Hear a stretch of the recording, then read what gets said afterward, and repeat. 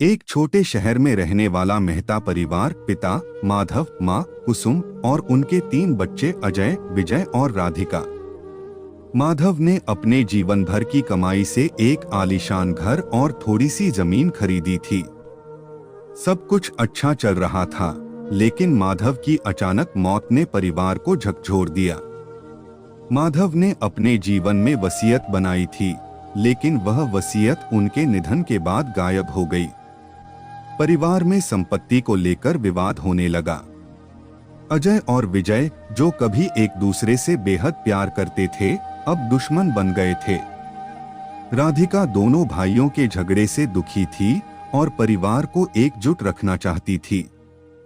एक दिन राधिका को अपने पिता की पुरानी डायरी मिली। उसमें लिखा था, घर की कुंजी तुम्हारी माँ के पुराने संदूक में है। जहाँ कुंजी मिलेगी वहीं सच्चाई छुपी होगी। राधिका ने माँ से बात की और संदूक को ढूंढ निकाला। उसमें एक पत्र और एक छोटी सी चाबी थी। पत्र में लिखा था, यह कुंजी मेरे पुराने दफ्तर की अलमारी की है। वहाँ मेरी वसीयत है।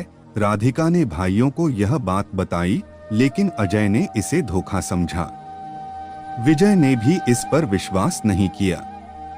आखिरकार राधिका अकेले ही अपने पिता के पुराने दफ्तर गई। वहां पहुंचने पर राधिका को अलमारी में एक लिफाफा मिला।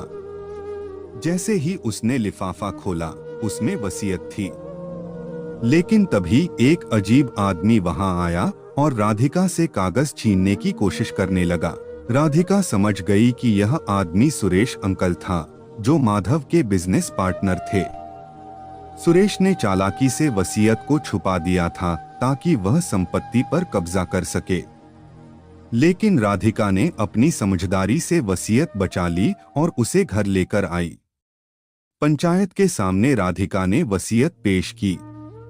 उसमें लिखा था कि संपत्ति को 3 हिस्सों में बांटा जाएगा और माधव ने एक संदेश लिखा था, परिवार की सबसे बड़ी ताकत एकता है। मेरी संपत्ति का असली हकदार वही है जो इसे एकजुट रख सके। यह पढ़कर अजय और विजय को अपनी गलती का एहसास हुआ। दोनों ने गले लगकर अपने विवाद को खत्म कर दिया। राधिका ने कहा, पापा ने जो कहा वही सबसे बड़ी सच्चाई है। यह घर तभी घर रहेगा जब हम सब एक रहेंगे। परिवार फिर से खुशहाल हो गया।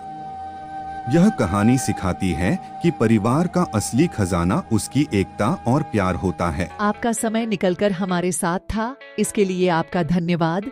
अगली बार फिर से मिलते हैं नए और रोचक वीडियो के साथ। चैनल को सब्सक्राइब करना न भूलें। धन्यवाद और शुभकामनाएं।